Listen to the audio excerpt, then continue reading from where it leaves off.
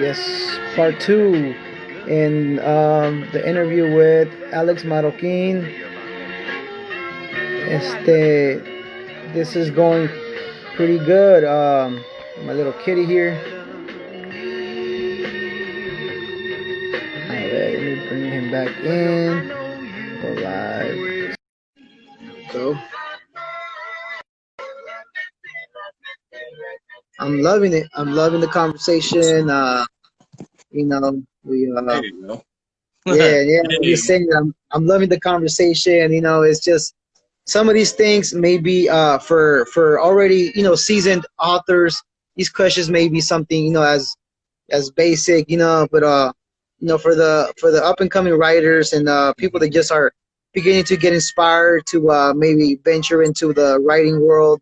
Mhm. I kind of this podcast is more geared for them, and trying to get some input from the people that have been doing it for some years, and try to get them going. Oh yeah, But for sure. yeah. So on your third book, so you said that your second book was more of a novella, right? Yeah. Oh, actually, that's my first novella, I guess. Oh, okay. Yeah. But yeah, that's a novella. Funny enough, I was actually started like actually planning out to be like a full book, but then Mm-hmm. just like sometimes like things just don't go at work or things go exactly as you plan, and then it just turned to a Mm-hmm. novella. But then now for my second book, I might try to plan like even more ahead. I'm trying to like add more things into the story to make sure like that it is like a full book. Cause like what ends up happening is like actually like not many publishers take novellas unless you're like a seasoned author.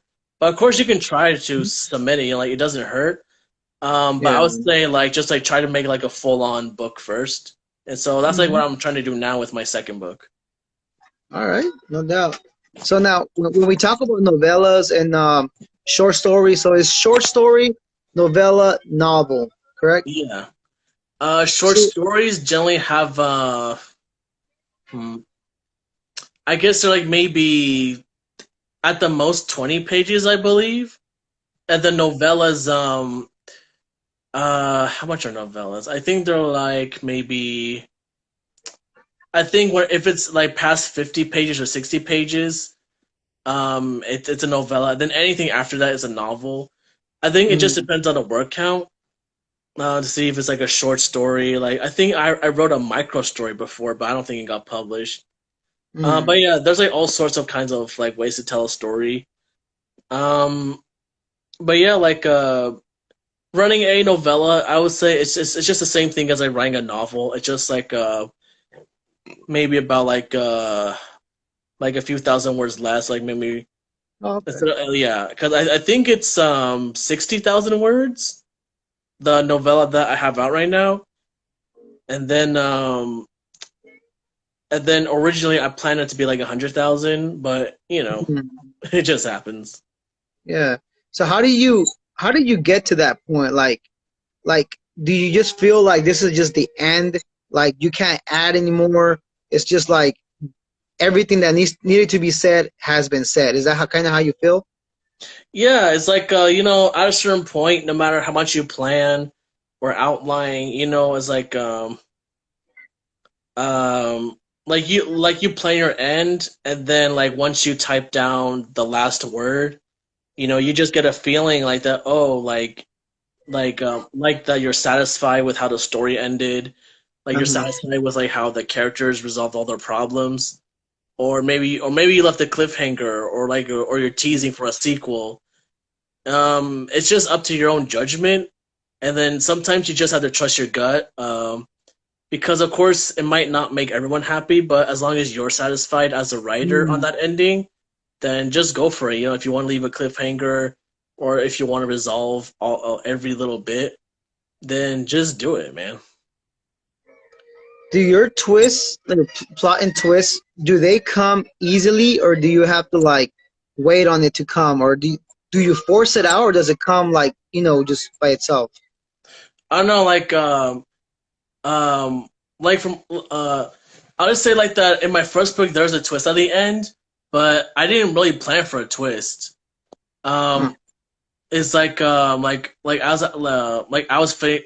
I was finishing up like that first draft, it just kind of started. Like I just kind of like had this random idea that, oh, what if what if this was a truth instead, or what if his daughter did this instead?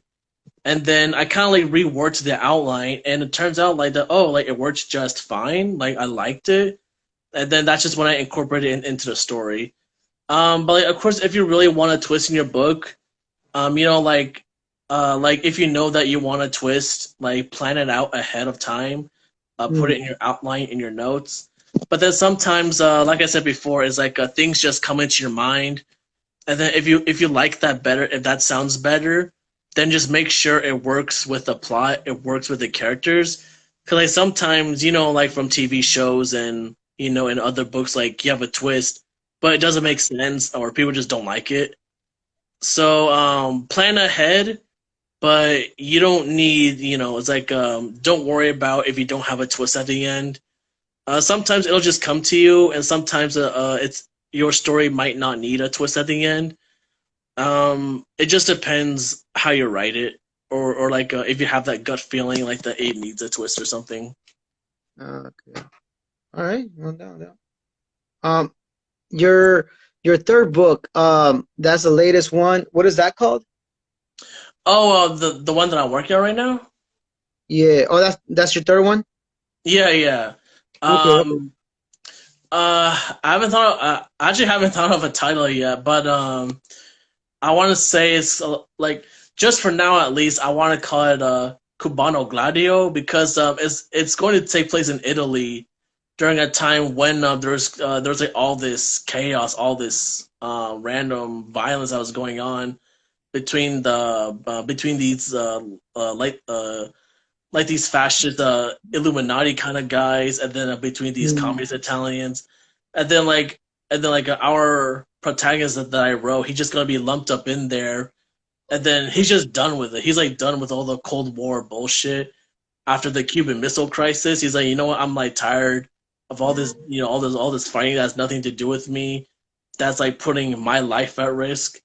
And then Yeah. like but then of course he meets this beautiful woman. He's like, you know what? I'm just gonna, you know, I want to be with her. I don't care what we do. And then they just go through this journey from East Germany all the way down to Switzerland and then to Italy, where they face new challenges and then like all this new horror. And then he's going to have to decide on like what kind of actions he wants to take to better his own life and Uh-huh. to help those that he actually cares about now. No doubt, man. That's you know, it's a gift that one has to as a storyteller. And how do you? I mean, how do you feel about that? Just knowing that you're able to like tell stories, like just make up these worlds. You know, like Um, you know, actually feels pretty good. You know, it's like, you know, I feel like that's like a superpower I have. And you know, because like I actually learned like not too long ago that like how hard it is for a lot of people to do something like that. Mhm. It And then is. even for some people it's just hard to relate to others. But I think for me is like, you know, like sometimes I just imagine a whole person, his life, where he came from while I'm like driving to work or when Mm. I'm like going to get grocery stores. Like I don't know why, like sometimes it just comes easily, you know, but like I know for even a lot of people who want to be writers that it just doesn't. But then that's why there's outlines. That's why there's, you know, character bios. You know, so like if you don't have that ability or superpower, you know, just don't worry about it. You know, like you can always write down and plan, you know, plan your characters, plan everything else. And then, you know, I think with time, with practice, you know, it'll just come naturally to you too. So I want to say like not to really worry about it if you don't have that ability, you know, but if you do, you know, you're blessed if you Mhm. have it. You know, it's a really cool, it's a really fun thing to have just to create, you know, imaginary scenarios in your mind. You know, it's kind of like daydreaming. I think that's pretty cool.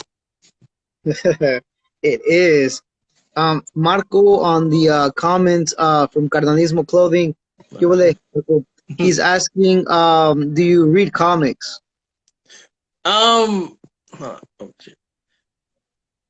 There you go. Yeah, I do actually. It's like actually one of my favorite comic books is called The Darkness. It Mm, was by Dark Horse Comics. I don't know. I don't know if you heard of it or not, but like I actually played the video game based on it first, but then I got really into it. mm, It was about this one mafioso guy. At his 21st birthday, he got possessed by this supernatural demon entity, and then of course it like grants it grants him like super strength. It grants him all these crazy powers. But then when his girlfriend died, for him it's just like, oh, is it really worth it? Being part of this corrupt organization like the mafia, and then on mm. top of that, he has all this demon stuff that's like going on Huh. uh, Okay. because of his abilities. So if you're looking for something cool to read, check out The Darkness by Dark Horse. Or what's a Dark Horse? Oh no, not Dark Horse. Top Cow. There you go. Oh, you see Mm. that pillow? Oh, this is That's super actually not cool. mine. Because like I'm actually in my in-laws' place, so like that's her pillow. It's like Uh, yeah, they're really into Marvel. That's why. cool, cool. All right. So now this new book, this new story that you're making. So you're just starting it.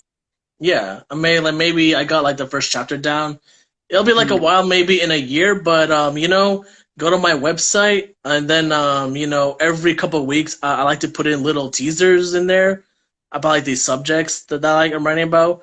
Actually, if you go there right now, you'll find like a blog full of like little videos and content about the book that I finished writing. You'll see a lot of stuff about like Alpha 66. It was like a real anti-Castro Cuban terrorist group that was working mm, in Miami and Florida, and all the stuff that like they did.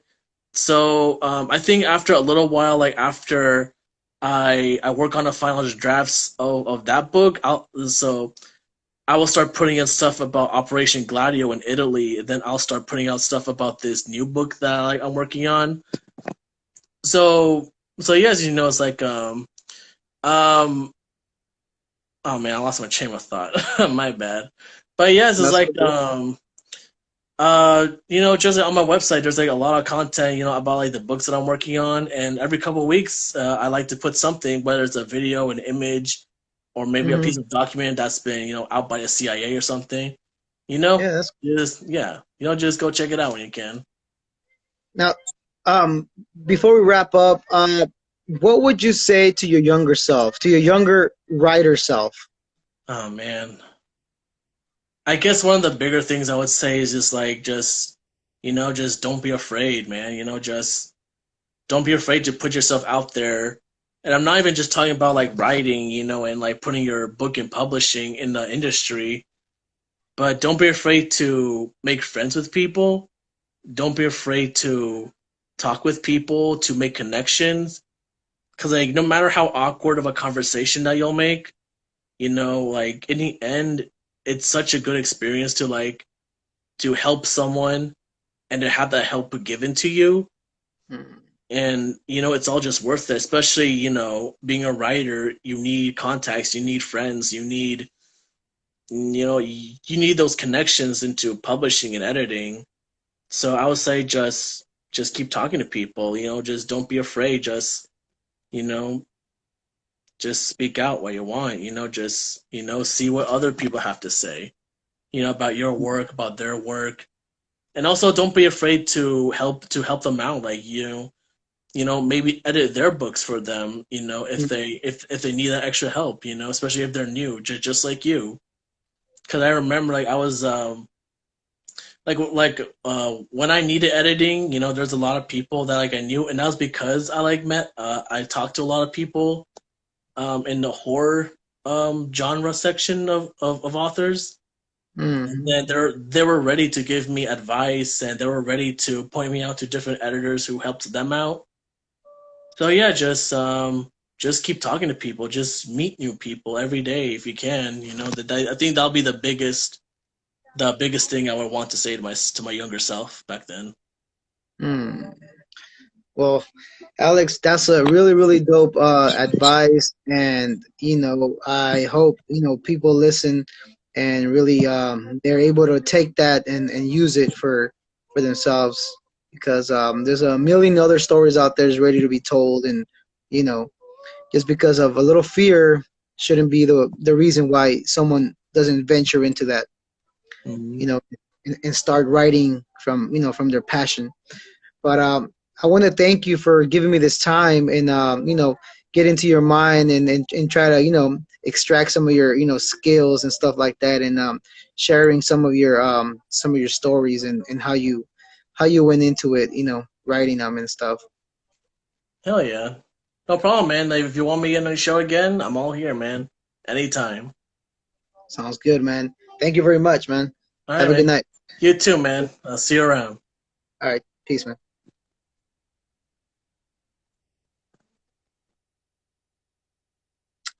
All right, my people. So that was chapter 3, episode 3 of my Gente Can Write podcast. Next week, uh, I'm not sure yet who I'm gonna have on, but whoever's available, I know things are hectic right now. Everyone's just trying to get everything situated with the whole situation right now. But just don't forget to write. If you're a writer, if you have any inspiration for the writing craft, for the for the love of writing and creating stories, don't stop writing. Don't stop writing. That's just a little note to self. You know what I mean, for myself. But you know just don't stop writing, my people. All right. Well, have a good night, gente, and I'll see you next week on Thursday, 8 o'clock, como siempre. All right. Buenas noches. Good night.